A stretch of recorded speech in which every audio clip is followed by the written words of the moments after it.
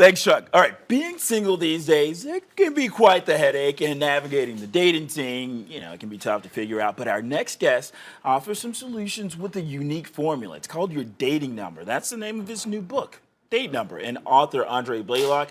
Thank you very much for joining us. So let's just get right into it. Let's What get is into your it. dating number? I've never heard of this before. Exactly. Well, basically, it's based upon I took the idea of dating Okay. and I broke it down and simplified it into a system using 10 numbers.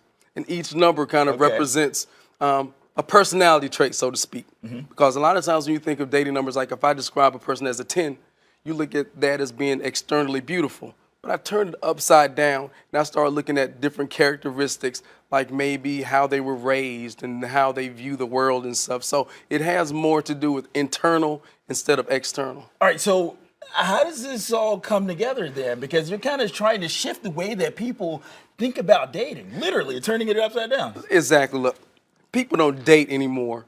They mate, okay? Instead Okay. of going out on dates, okay? Dating is supposed to be fun. Okay. But people don't do that anymore. It's like instead of going out and having a great time, we're analyzing the person like, okay, was this the potential mate for me to possibly marry and stuff? And that's not what dating is supposed to be about. It's supposed to be about having fun, getting to know the person, and maybe around activities and stuff, and that's what I suggest. How did you even come up with this? I mean, this is from like your own personal experience with dating and It's about personal experience, but I write a blog, okay? And Okay. in my blog, a person wrote me and they said, why is it that a man, you can meet him, but after about 3 or 4 weeks of dating him, he gets possessive, he wants to cut people out of your life, other men.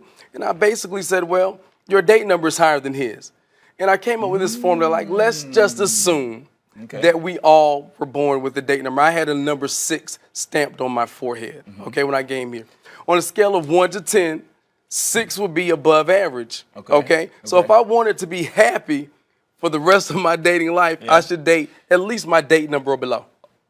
wait. At least your date number or below? I would Yes. think you would want to date your date number or higher. You would think that, but then when it gets into the book, like let's just say if I'm a number 6, Okay.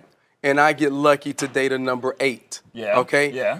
This number 8 is outside of my normal date number, okay? She's out of my league. I looked up and I got her. Now, she's dating me. The 8 is looking at me because sometimes when we date, we assign people bonus points, okay? And you hear women say this all the time, well, he's really not my type, but he's nice, or he dresses good. Those are bonus points that they assign to you, okay? But when they get real angry, have you heard those same people say, I don't care if you leave me anyway, you're not my type anyway, with your ugly self or your funny looking self, you know? So basically those bonus points could be negated or revoked at whim. So I start talking about that in the book as well. All right, so we're going to leave it right there. We're just going to let people read the book to find out more about that. Absolutely. Hey, thank you so much for Thank you coming. very and, much, Maybe I absolutely. need to read the book.